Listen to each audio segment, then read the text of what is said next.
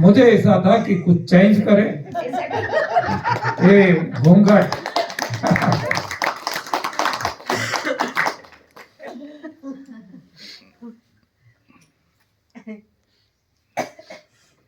घूंघट से जो शादी होती है और घूंघट लगाना पड़ता है,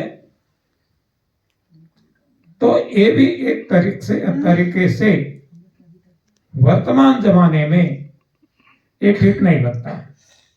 जब किसी ने ये रिवाज शुरू किया होगा उस वक्त ये समयोचित होगा, सच होगा, अच्छा होगा, लेकिन अब ये समयोचित नहीं है। तो मैंने डिक्लेयर किया कि मेरी शादी बिना घूंघट होगी। तो जितने भी रिश्तेदार आए थे, खास तौर पे मेरे मामा, ये लोग बिना कुछ किए वो चल पड़े। हाँ, हर कोई एक के बाद एक जाने लगे। मेरे पिताजी ने मुझे बताया कि क्या तू अकेला जाएगा? मैं आऊंगा, क्योंकि वो थोड़े जमाने के अनुसार विचार वाले थे कि मैं, तू और मैं दो ही जाऊंगे। हाँ, कैसा लगेगा, ये बारात कैसी रहेगी? तब ये चेंज है और चेंज का इम्पैक्ट है।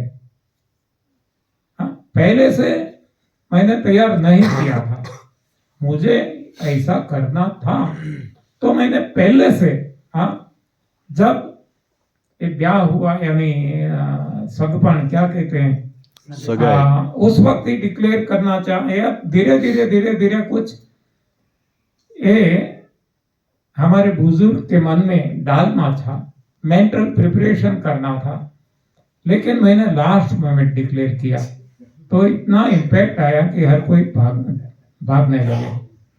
तो बाद में मुझे वापिस लेना पड़ा। नहीं, आप जो कहो उस तरीके से होगा, और उसी तरीके से ही घूंघट लगा के ही हमारी शादी हुई। हाँ, मतलब ये इम्पैक्ट आएगा। ये कोई रीति रिवाज में है। हाँ, कोई ऐसा करते हैं, मान लो हमने भी किया था और वहीं भी हमें बहुत डांट पड़ी थी। मेरे पिताजी तो थोड़े वो ऐसे विचार वाले थे, मेरे जैसे कुछ सुधारवादी, लेकिन माताजी वो पुरानी विचार वाली थी। तो उनको सब कुछ ऐसा था, हमने बताया था कि देखो, आपकी सेवा जब तक आप जीवित है हम करेंगे सब कुछ। मरने के बाद जो 12वां, ये कहते हैं ना, यहाँ क्या कहते हैं, वो प्रेत भोजन करवाते हैं, तो ये हम नहीं करवाएंगे।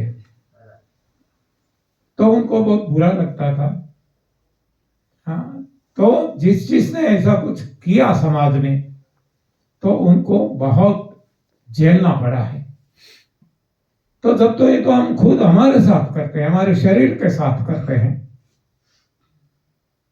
ये परिवर्तन, भोजन परिवर्तन, तो इम्पैक्ट तो लगेगा ही, कुछ ऐसा बदलाव तो आएगा ही। तो उसको हम कहते हैं उभार।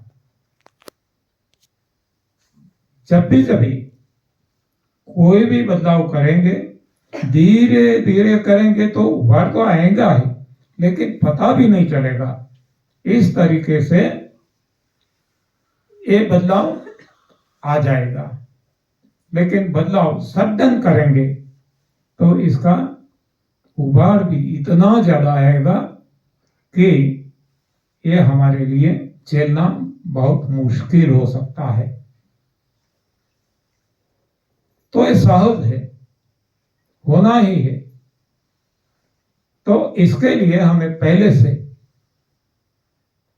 मानसिकता बनानी पड़ती है। तो आपने शायद मेरी बुक्स पढ़ी होगी। आज से 30 साल पहले मैंने लिखी हुई। इसमें भी नवरात्र उपवास के बारे में लिखा है, short term fasting, long term fasting के बारे में लिखा है। इसमें भी मैंने लिखा है कि जल्दबाजी नहीं करना, हमें करना ही है। हमारा गोल हमें निश्चित है कि यहां तक हमें पहुंचना है, निर्जल तक पहुंचना है, और वहां तक की एयर फास्टिंग से आगे हवा भी छोड़ देना है। लेकिन सडन करेंगे तो हो सकता है मौत भी हो जाए, मर भी जाए। तो इसके लिए धीरे धीरे धीरे आगे बढ़ना है। जो शास्त्र में काम आते हैं, शास्त्र का हमने एग्जाम्पल उदाहरण भी लिया था, मनु शत्रुपा जी का, माता पार्वती जी का, ध्रुव जी का,